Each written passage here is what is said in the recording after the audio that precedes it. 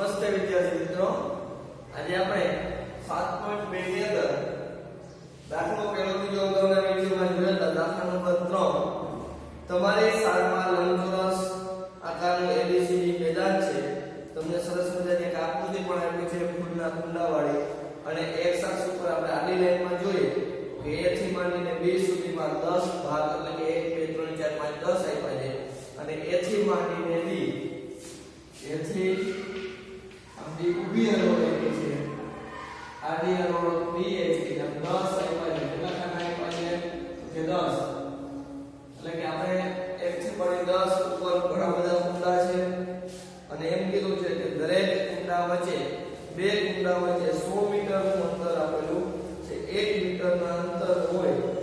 તેવા 100 ફૂલના કુંડા, સોરી 1 મીટરના અંતર હોય એવા કેટલા ફૂલના કુંડા કે 100 ફૂલના કુંડા છે. એક કુંડો એમ, બીજો એમ, એવી રીતે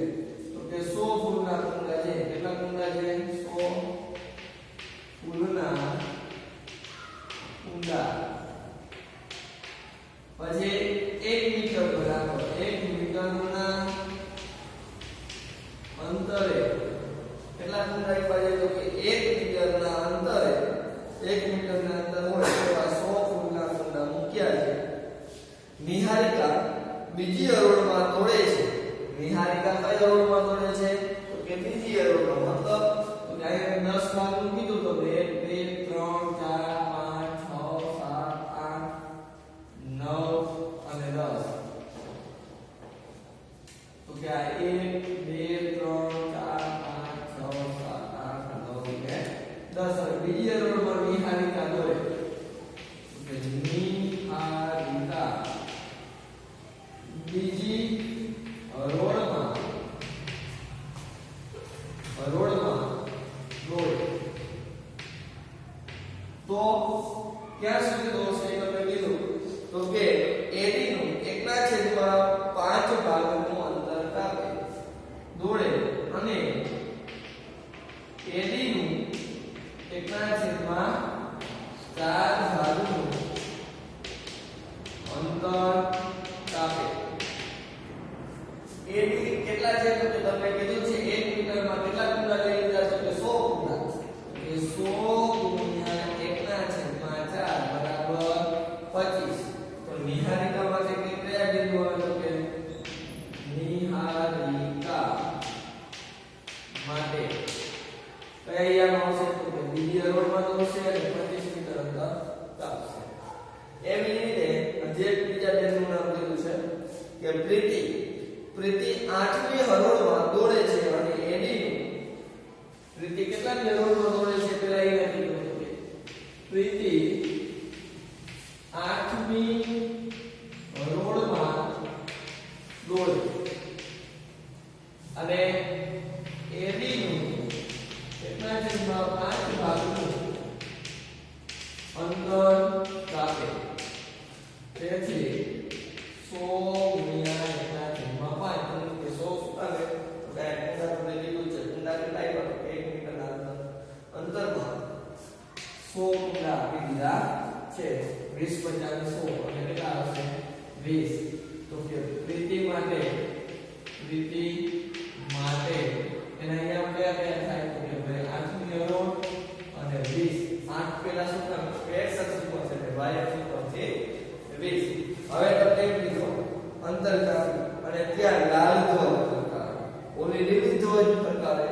આ કેવો ધ્વજ ફરકાવે છે? લીલો ધ્વજ. અને આ કેવો ધ્વજ ફરકાવશે? તો કે લાલ ધ્વજ. હવે એમ કીધું ફરકાવે છે. આ બંને ધ્વજ વચ્ચેનું અંતર શોધો. બંને ધ્વજ વચ્ચેનું અંતર આપણે કહીએ કે જ્યાં નિહારિકા ધ્વજ ફરકાવે એ બિંદુ A, પ્રીતિ ધ્વજ ફરકાવે તે બિંદુ B, અથવા લીલો કીધો તો L, લાલ કરશે તો રેડ, અને લીલાનું ગ્રીન આપી દે તો પણ ચાલે. એવું નથી તો આપણે AB નો વર્ગ બરાબર કે બંને ધ્વજ વચ્ચેનું અંતર એવું લખી નાખવાનું. બંને ધ્વજ વચ્ચેનું અંતર એટલે કે AB નો વર્ગ બરાબર x1 - x2 નો વર્ગ y1 -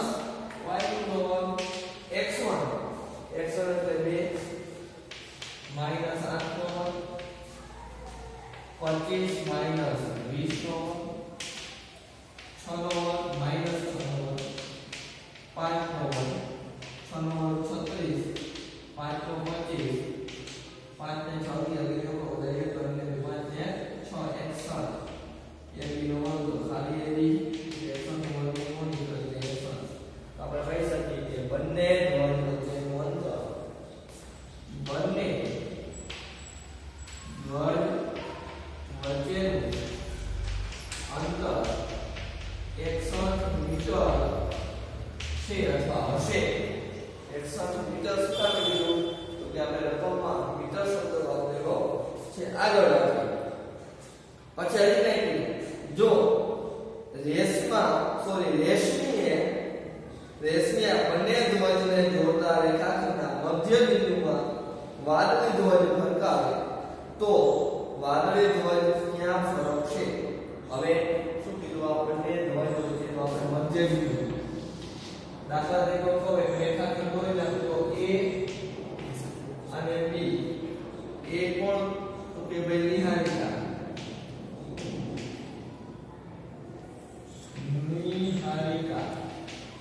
અને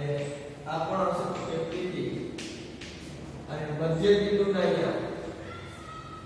મધ્યમાં આપણે રાખી નામ તો કે કઈ બેન છે તો કે રશ્મિ બેન એટલે કે આ આપણે એમ રાખીએ કે રશ્મિ બેન નો આ x અને y સમૂહના વાદળી રંગનો ધ્વજ અહીંયા ફરકાવવાના છે પણ ક્યાં તો કે મધ્ય બિંદુ પર તો કે મધ્ય બિંદુના અહીંયા શોધી લેવા આપણે એના અહીંયા કેટલા દીધા તો કે એના 2 અને 25 અને 8 અને 20 તો બિંદુ આ એ નું મધ્ય બિંદુ છે શું કામ મધ્ય બિંદુ છે કીધું તો કે r એટલે કે રેશમી છે એ અને b ની મધ્યમાં ઓલી જે નિહારિકા ધ્વજ ફરકાવ્યો અને પ્રીતિય ધ્વજ ફરકાવ્યો એ બે વચ્ચેના મધ્ય બિંદુએ વાદળી રંગનો ધ્વજ ફરકશે અને જે r આપી દીધું તો કે r ના યામ બરાબર r નો x યામ x1 x2 છેદમાં આપણે બે ભેગા લઈ લઈએ વેક્ટર સૂત્ર y આ યામ બરાબર x1 x2 ભાગ્યા 2 અંતિરામ y1 y2 એને ભાગ્યા 2 x1 2 8 ભાગ્યા 2 y આમાં 25 20 ભાગ્યા 2 10 ભાગ્યા 2 45 ભાગ્યા 2 5 અને 45 ભાગ્યા 2 એટલે 22.5 અથવા 45 ના છેદમાં 2 એમનો દાખલો પણ ચાલશે આપણે એમ કીધું છે કે અહીંયા ધ્વજ ફરકાવશે ક્યાં ફરકાવશે તો કે 5 ની હરોળમાં 45 ના છેદમાં 2 ના અંતરે ધ્વજ ફરકશે કારણ કે 5 ક્યાં છે x અક્ષ પર તો કે કોણ આવશે રેશમીએ 5મી હરોળમાં 45 ના છેદમાં 2 મીટરે અથવા 22.5 મીટરે ધ્વજ ફરકાવશે ક્યાં ફરકાવશે રેશમી 5 મીટર 5મી હરોળમાં 45 ના છેદમાં 2 મીટરે ધ્વજ ફરકાવશે ચાલો દાખલા નંબર 5 મો x અક્ષનું બિંદુ a 1 - 5 b -4 અને 5 ને જોડતા રેખાખંડ કયા ગુણોત્તરમાં વિભાજન કરે છે મેળવો અને વિભાજન બિંદુના યામ પણ તમારે મેળવવાના છે તો આપણે ધારણા કરી લેવાની કે ધારો કે કયા અક્ષનું બિંદુ કીધું તો કે x અક્ષનું બિંદુ તો આપણે લખાય કે બિંદુ P A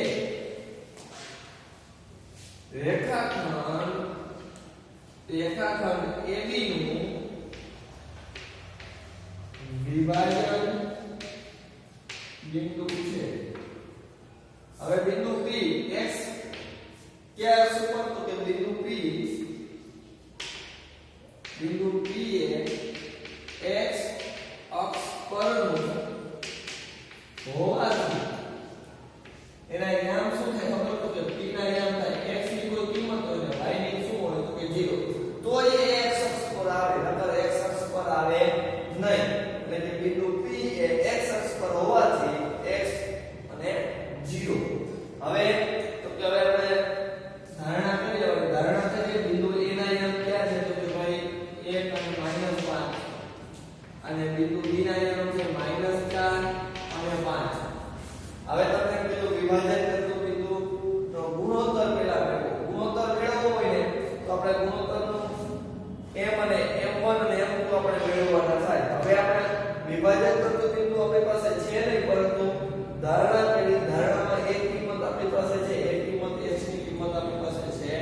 નહીં તો કે y ની કિંમત છે તો આપણે લખશું કે બિંદુ P એ રેખાખંડ AB નું m1 ના છેદમાં m2 ના ગુણોત્તર વિભાજન કરે તો હું કામ m1 ના છેદમાં m2 લઈશું તો આપણે લઘુત્તમ ગુણોત્તર આવ્યો નથી એટલે આપણે મેળવશું હવે તો કે x યામ નું સૂત્ર મૂકવું કે y યામ એ આપણે ખબર પડી દીધું કે બિંદુ P નો y યામ લખી તો જ આપણે આ કિંમત મળે એટલે કે ગુણોત્તર મળે x યામ માં કરી તો x યામ ની કિંમત અહીં નથી અને m1 ને m2 નથી આપણી પાસે એટલે આપણે કયું સૂત્ર મુકાય y યામ કે બિંદુ P નો y યામ બિંદુ P નો y યામ બરાબર શું સૂત્ર થાય તો કે ભાઈ m2y1 m1y2 છેદમાં m1 m2 હવે y યામ તમારી પાસે સૂત્ર 0 m1 m2 ની ખબર નથી પણ y1 ની ખબર આયા x1 y1 આ x2 આ y2 તો કે x1 y1 એ તો -5 પ્લસ m1 ની ખબર નથી તો y2 કે પ્લસ છેદમાં m1 m2 હવે m1 m2 બરાબર ને આ બધું 0 સાથે ગુણાકાર જવાબ શું થઈ જાય 0 તો હું શું લખીશ તો કે 0 બરાબર m2 -5 પ્લસ 5 * 5 એટલે 5 m1 આયા ગુણાકાર કરી નાખીએ તો -5 m2 -5 ગુણ્યા m2 કરે એટલે -5 હવે કે બેયને બરાબર m1 ને m2 બરાબર ને આ બાજુ લઈ આવો તો અહીંયાથી જે +5 m2 અને અહીંયા 5 m1 કારણ કે માઈનસ બરાબર ને આ બાજુ આવે તો +5 હવે મારે જુઓ m1 ના છેદમાં m2 જોવો તો m2 ગુણાકારમાં બરાબર ની બાજુ જાય તો કે 5 બરાબર m1 ના છેદમાં m2 ગુણાકારમાં થોડી બાજુ એટલે ભાગાકારમાં આયા 5 ગુણાકારમાં બરાબર ની આ બાજુ આવે તો p છે 5 5 ગયા એટલે m1 જે m2 બરાબર 1 જેમ 1 એનો ગુણોત્તર કેટલો થઈ ગયો m1 જેમ m2 એટલે 1 જેમ 1 પછી આપણે એમ કીધું બિંદુ ના યામ વિભાજક બિંદુના યામ પણ મેળવ્યું અને વિભાજક બિંદુના યામ જોતો તો વિભાજક બિંદુ કયું છે p તો p નો એક યામ છે આપણી પાસે y યામ છે કેટલો છે 0 x યામ ગણી દઈએ એટલે આપણો દાખલો પૂરો થઈ જાય કે બિંદુ p નો x યામ નું સૂત્ર શું થાય તો કે x યામ નું સૂત્ર y યામ નું સૂત્ર એવું થાય પણ ખાલી એટલે x1 m2 x1 m1 x2 ભાગ્યા m1 m2 m2 તો કે x1 ની કિંમત શું થાય તો કે 1 m1 એની કિંમત x2 એની કિંમત આવશે -4 ભાગ્યા 1 1 અને x યામ આપણે શું કરવા નીકળ્યા થાય તો કે ગોતવા નીકળ્યા હવે 1 4 4 કેવા ચાર આવે -4 ભાગ્યા 2 -3 ના છેદમાં 2 તો બિંદુ P ના યામ શું થઈ જાય તો કે બિંદુ P ના યામ x ની કિંમત -3 ના છેદમાં 2 અને y ની કિંમત તો કે ધારકા મુજબ કેટલી થશે 0 તો જ x આ x અક્ષ પર બિંદુ આવે નકર x અક્ષ પર બિંદુ આવે નહીં હવે આ દાખલા આપણે પાછળ એકવાર જોઈ લઈએ બિંદુ P ના યામ કીધું કે a અને d બે બિંદુ હોય તો x અક્ષ પરનું કોઈ એવું બિંદુ છે કે શું કે જે a આ બે બિંદુનો રેખાખંડ વિભાજન કરે છે તો તમારે ગુણોત્તર મેળવવા માટે મેં બિંદુની ધારણા કરી બિંદુ P x અક્ષ પરનું બિંદુ છે તો એ ધારણા કઈ કરી x અને 0 હવે આપણે x નું સૂત્ર મૂકવું એટલે ગુણોત્તર નથી અને ગુણોત્તર આપણે સૂત્રમાં શોધવાનું એટલા માટે મારે શું કરવું પડે y ની કિંમત મૂકવી પડે y યામની કિંમત મૂકી તો જ આપણે m1 અને m2 મળે અને y યામમાં મૂકી દીધા અને m2 m1 મળી ગયા પછી આપણે વિચારવાનું કે વિભાજન બિંદુ કીધું કે વિભાજન બિંદુ P એનો x યામ ખબર નથી તો y યામ 0 એટલે x યામનું સૂત્ર મૂકી દો તમારે જવાબમાં x યામની કિંમત પણ મળી જાય એવી જ રીતે હવે આપણે ચાલો દાખલા નંબર 7 કે AB વર્તુળનો વ્યાસ છે આપણે બધું વર્તુળ એમાં AB વર્તુળનો વ્યાસ કેન્દ્ર O એ અને B વર્તુળનો વ્યાસ એમાં આપણે બે બિંદુ એમ કીધું કેન્દ્ર આગળ કીધું 2 અને -3 અને બિંદુ B 1 અને 4 બિંદુ A ના x અને y તમારે શોધવાનું જો એ AB નું મધ્યબિંદુ કોણ થાય તો કે O અહીં લખી નખાય બિંદુ OA રેખાખંડ AB નું મધ્યબિંદુ છે શું છે મધ્યબિંદુ છે તેથી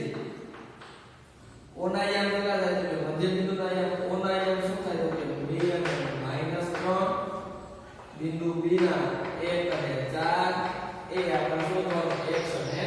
y કે A યામ A ના યામ એનો x યામ શું સૂત્ર થાય તો કે મધ્યબિંદુનું સૂત્ર x+1 x1 x2 ભાગ્યા 2 હવે એનો x યામ કરી સોરી બિંદુ O નો x યામ હવે બિંદુ O નો x યામ શું થાય તો કે x આવી ગયું કે 2 x1 x2 ક્યાંથી લેવાના હોય તો કે A અને B માંથી અને x1 શું થાય તો કે x ખબર નથી અને x2 તો કે B નો એક ભાગ્યા 2 નું 4 x plus 1 બરાબર ને બાજુ આવી તો 4 1 બરાબર શું થશે x તો x બરાબર 3 x બરાબર કેટલા આવશે 3 એવી રીતે બિંદુ O નો y યામ એટલે મધ્યબિંદુનું સૂત્ર y યામ શું થાય તો કે y1 y2 ભાગ્યા 2 y યામ કોનું સૂત્ર તો કે -3 y1 તો કે y1 y અને y2 4 ભાગ્યા 2 4 6 y 4 પ્લસ બરાબર લેવાનું તો -4 બરાબર y બરાબર -10 અને x અને y ની બંનેની કિંમત આપણે મળી ગઈ તો બિંદુ એના યામ x અને y બરાબર x યામ કેટલો આવ્યો તો કે 3 અને y યામ કેટલો આવ્યો -10 આ રીતે આપણે સાતમા દાખલામાં ખાલી એટલું જ વિચારવાનું કે a b આપ્યો છે a માં b બિંદુ આપ્યો a નું નથી o તો કે o છે એ કેન્દ્ર છે એટલે મધ્યબિંદુ થાય એટલે મધ્યબિંદુના સૂત્રમાં કિંમત મૂકો એટલે આપણે a અને x અને y આપણને જડી જાય આવો